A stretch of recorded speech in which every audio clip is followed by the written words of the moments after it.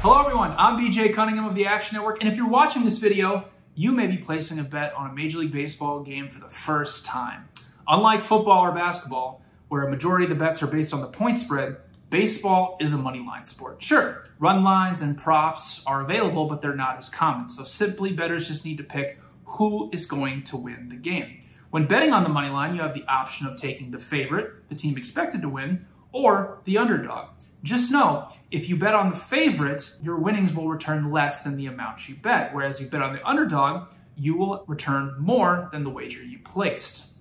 Also, while it's uncommon, you can bet on the spread of a baseball game, or what we call the run line, which is usually -1.5 for the favorite and +1.5 runs for the underdog, while the odds can vary. You also have the option to bet on the over-under, or the total, meaning how many runs are going to be scored in the game. So I'm here to give you 10 easy tips to help you maximize your profits this Major League Baseball season.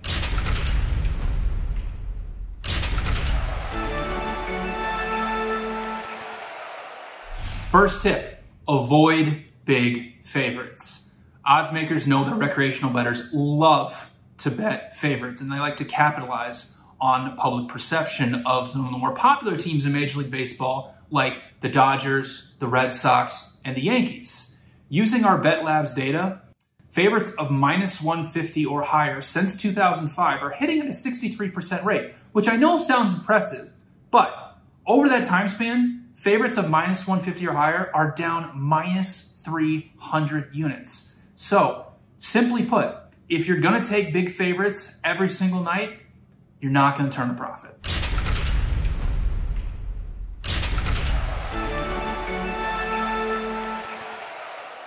Tip number 2 coincides with number 1, take big underdogs. If you're betting point spreads in football or basketball, you have to hit at a 52.4% clip to turn a profit. Whereas if you're taking underdogs in Major League Baseball, you can have a sub 50% record and still turn a profit. So if your bet loses on an underdog, you only lose what you risked. Whereas if you win, you get to enjoy a nice plus money profit. For example, our MLB best bets since 2008 have a 47.1% record. Since we're consistently taking undervalued underdogs, we're actually up over 200 units since that 2008 mark. So if you would bet $100 on all of our Major League Baseball best bets since 2008, you would have profited over $20,000.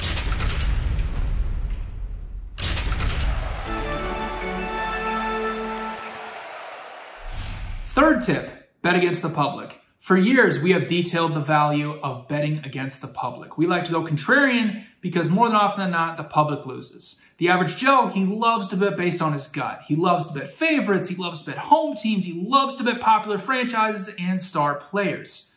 The average Joe also loves recency bias. If a team looks great one night, he'll bet them the next night. If a team looks awful, he'll fade them the next night. So by capitalizing on that public bias, we can take advantage of artificially inflated lines. And we always align ourselves with the sports book. And we all know the saying, the house always wins. Our MLB contrarian plays since 2007, which predominantly focus on underdogs that are getting 40% or less of the total bets on the most heavily bet games of the night, are hitting at a 43.8% clip. Again, a losing record. However, since we're taking so many undervalued underdogs, you actually would have profited over 200 units since 2007, taking those contrarian plays and going against the public.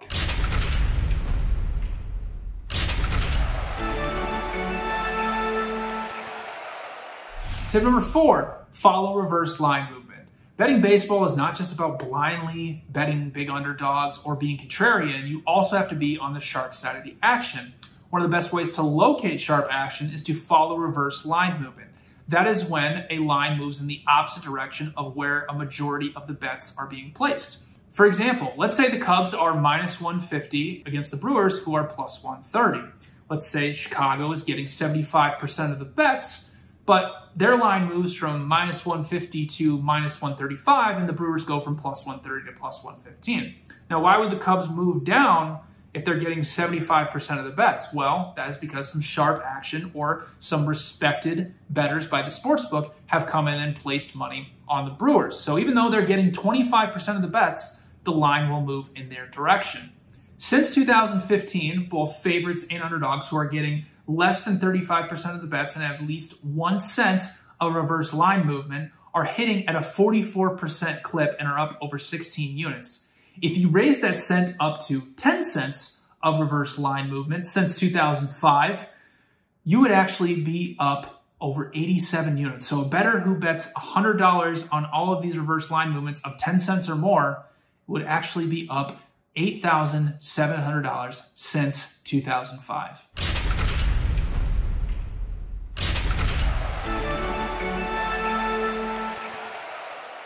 Tip number 5, bet divisional underdogs. Baseball is such a long season with so many games, and teams play each other within the division so frequently that it breeds familiarity and levels the playing field, which without a doubt benefits the underdog. Divisional underdogs perform even better if we add in these two filters. First off, the public tends to overvalue home field advantage, which creates inflated value on the visiting underdog. Secondly, games with high totals of 8.5 or more runs tend to create more variance, without a doubt, benefiting the underdog. So using those two filters, if you bet $100 on road underdogs with a total of 8.5 or more since 2005, you would have profited over $7,000.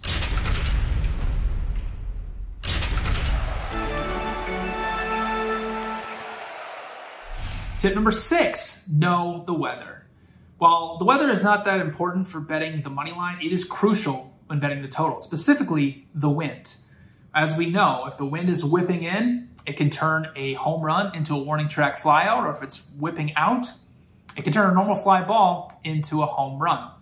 Since 2005, using our Bet Labs data, with the wind blowing in 5 miles per hour or more, the under is hitting at a 55.1% rate, and you'd be up 117 units, a 6.4% return on your investment. Pretty good. Conversely, if the wind is blowing out at 8 miles per hour or more since 2005, the over is hitting at 52.9%, and you'd be up a little over 80 units, a little over 3.5% on your investment, which is pretty good.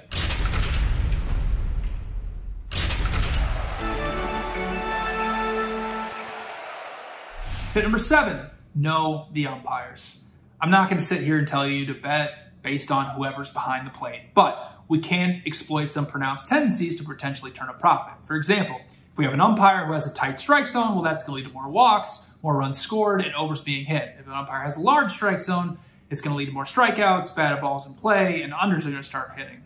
For example, home teams are winning at a 60% clip since 2005 when Lance Barksdale is behind the plate. Although he's retired, when Cowboy Joe West was behind the plate, underdogs were winning at a 47.3% rate and up over 47 units. When Ron Kolba is behind the plate, unders are hitting at a 57.2% clip.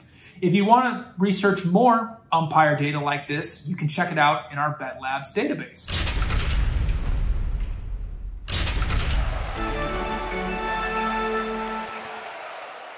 Tip number 8. Shop for the best line possible. One of the biggest mistakes that new bettors make is only opening one account on one sportsbook. We recommend opening multiple accounts across different sportsbooks so that you can get the best line possible. For example, let's say you want to bet on the Kansas City Royals, but you only have an account at DraftKings and they're offering plus 130. Whereas over at Caesars, they're offering the Kansas City Royals at plus 140. Now, I know you're sitting there, who cares about that 10% difference? Well, I guarantee you that that 10-cent difference over a 162 game season is going to be the difference of whether you profit or not this Major League Baseball season.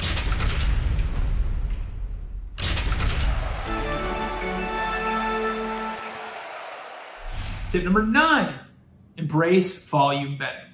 One of the biggest keys to a successful long-term bettor is staying disciplined and limiting your plays to the ones that have the most value on that given day.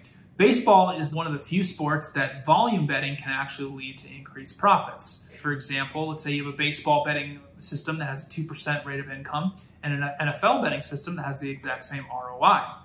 it'd be reasonable to expect that you'd place around 500 bets on Major League Baseball and 50 on the NFL because the baseball season is 10 times longer than the NFL season. Even though both systems have the exact same ROI of 2%, you would actually have way more units won betting on baseball than you would on the NFL just by the sheer volume of bets that you placed.